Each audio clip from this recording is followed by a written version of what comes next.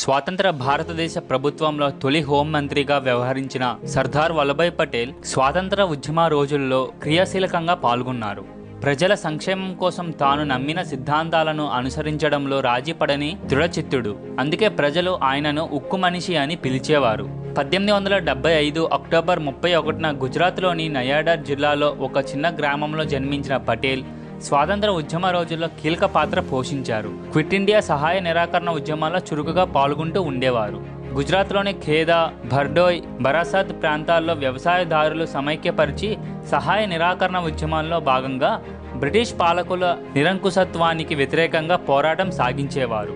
ఆయనలోని నాయకత్వ లక్షణాలను గమనించిన కాంగ్రెస్ పార్టీ పెద్దలు 1934, 1937 సంవత్సరాలలో పార్టీ ఎన్నికల నిర్వహణ బాధ్యతలను అప్పగించారు. నెహ్రూ మంత్రివర్గంలో ఉప ప్రధానమంత్రిగా హోంశాఖను నిర్వహిస్తూ ప్రజల సంక్షేమం కోసం అద్భుతమైన విధానాలను అనుసరించేవారు.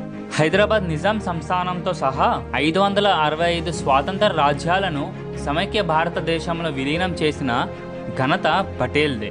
ఆస్తి హక్కులు, స్వాతంత్ర సంస్థల ఏర్పాటు వంటి సంచలన ప్రతిపాదనలు కూడా ఆయన ప్రవేశపెట్టినవే.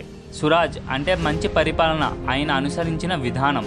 అప్పటి నుంచి ఆయనను ప్రజలు సర్దార్గా సంబోధించడం ప్రారంభించారు.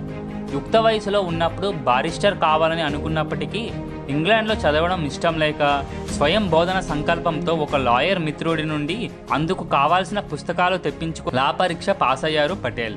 గోధ్రాలో ప్రాక్టీస్ చేస్తూ ఇంగ్లాండ్లో బారిస్టర్ అట్ లా పరీక్ష రాసి ఫస్ట్ క్లాస్లో పాస్ అయ్యారు. మంచి రాబడి వస్తున్న రోజుల్లో స్వాతంత్ర ఉద్యమం ప్రారంభమయ్యాక ప్రాక్టీస్ వదిలిపెట్టి స్వాతంత్ర పోరాటంలో పాల్గొన్నారు.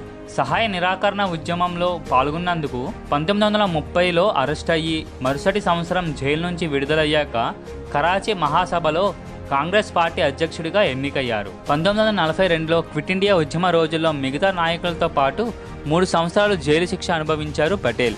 సర్దార్ వల్లభాయ్ పటేల్ 1950 డిసెంబర్ 15న గుండెపోటుతో మరణించారు. భారత ప్రభుత్వం 1991లో భారతరత్న బిరుదునిచ్చింది.